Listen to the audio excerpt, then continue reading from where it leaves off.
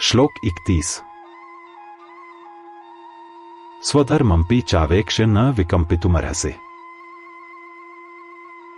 धर्म्यादि युद्धात् श्रेयोन्यत क्षत्रियस्य न विद्यते। क्षेत्रीय धर्म के अनुरूप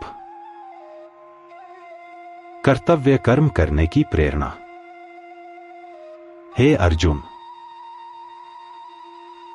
अगर तुम अपने क्षत्रिय धर्म के प्रति अपनी निष्ठा कृतज्ञता का विचार भी कर ले तो भी तुझे इस प्रकार युद्ध न करने के प्रति अस्थिर व चंचल होना शोभा नहीं देता। और फिर इससे भी बढ़कर सभी प्रकार से सही, न्यायोचित व वैध युद्ध से दूसरा और कोई भी कार्य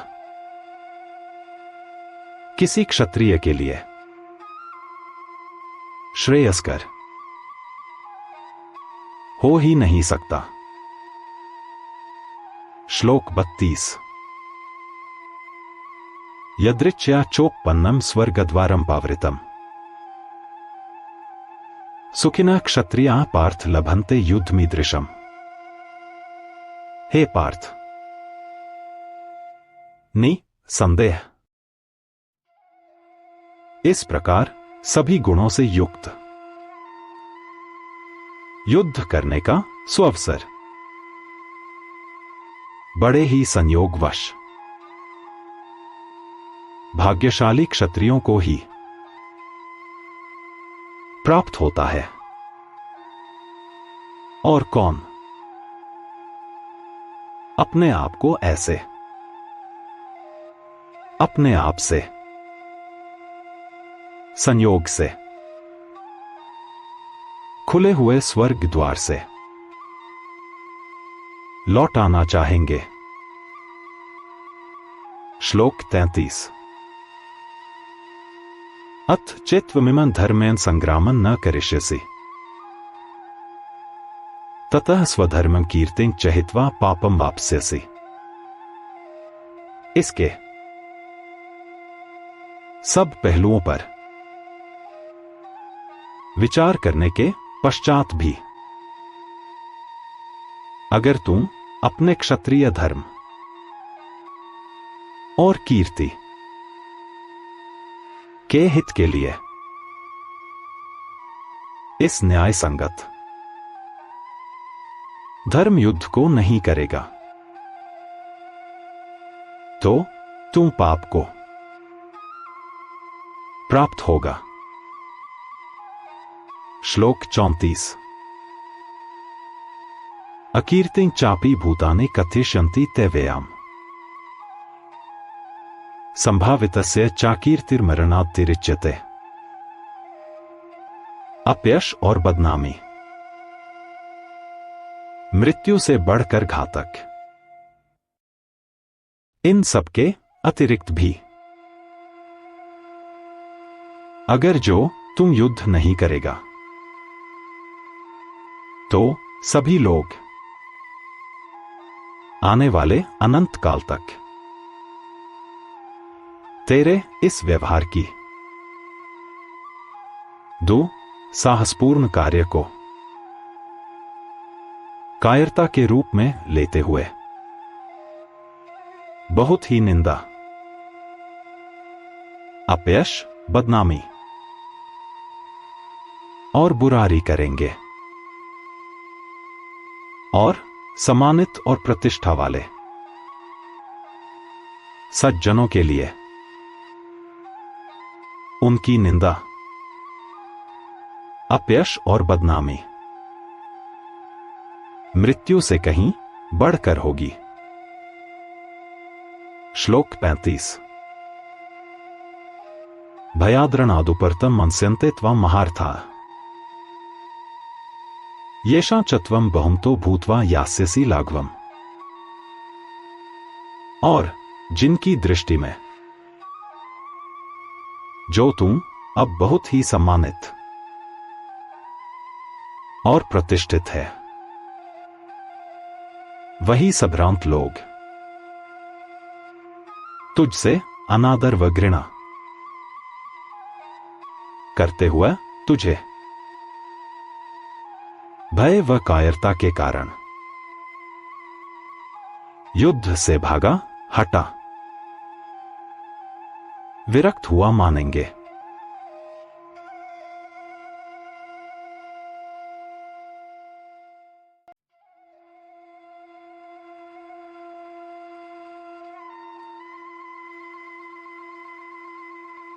श्लोक 36।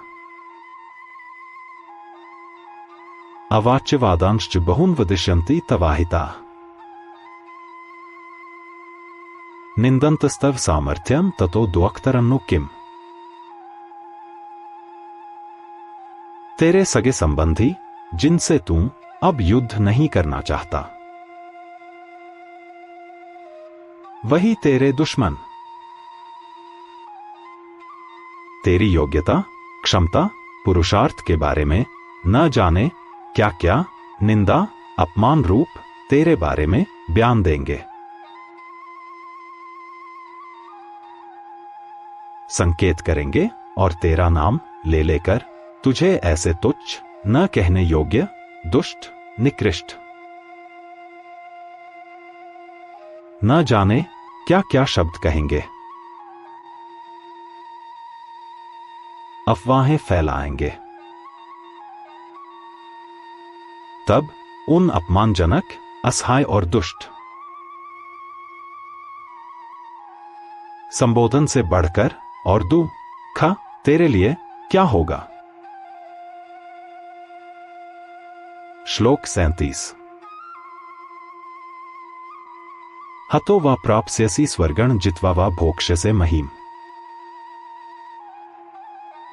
तस्मादुत्तिष्ठ कौन्तेय युद्धाय कृतनिश्चयः। हे कौन्तेय, या तो तुम युद्ध में वीर गति को प्राप्त होकर के स्वर्ग का सुख भोगेगा,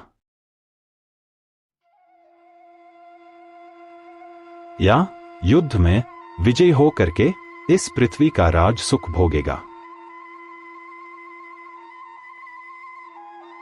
इसलिए दृढ़ संकल्प की घोषणा करते हुए तुम युद्ध के लिए खड़ा हो जा। श्लोक 38। सुख दुखे समय कृत्वा लाभालाभो जयाजयो ततो युद्धाय युज्यस्व नैवं पापं वाप्स्यसि। सुख दुख, लाभ हानि, हार जीत सबको परिणाम स्वरूप एक समान समझ करके और इस धर्म युद्ध को केवल अपना कर्तव्य समझकर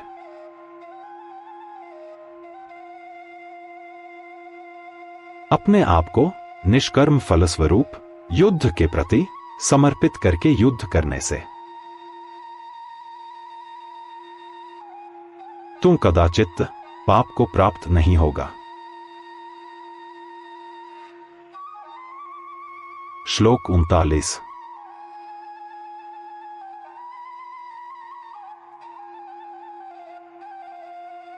एषा ते विहिता सांख्ये बुद्धिर्योगे त्विमा शृणु बुद्ध्या युक्तो यया पार्थ कर्म बंधन प्रहास्यसि। श्री भगवान की उद्घोषणा।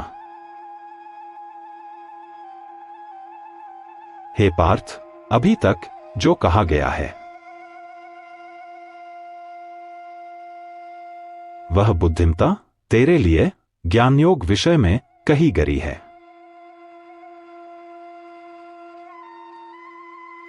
अब तुम इसी बुद्धि स्वरूप को कर्मयोग के विषय में सुन, जिसको प्राप्त करके तू सभी कर्म बंधनों को पूर्णतया त्याग देगा।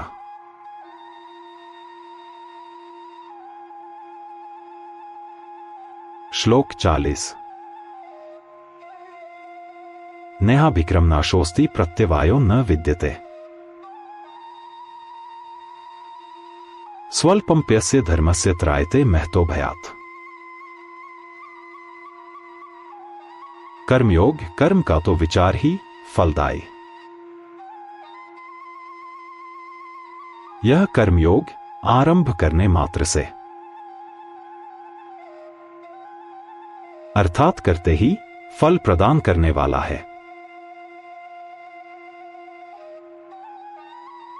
अर्थात इसके आरंभ करने के विचार मात्र से ही फल प्राप्त होना प्रारंभ हो जाता है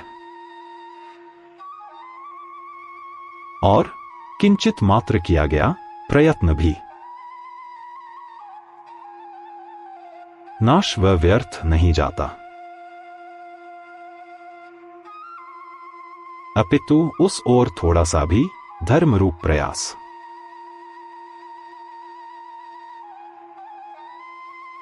साधन ही प्राणी को महानतम मृत्यु रूपी भय से मुक्ति दिला देता है।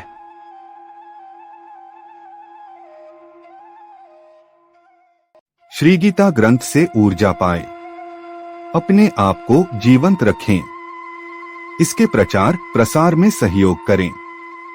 लाइक और सब्सक्राइब करना न भूलें।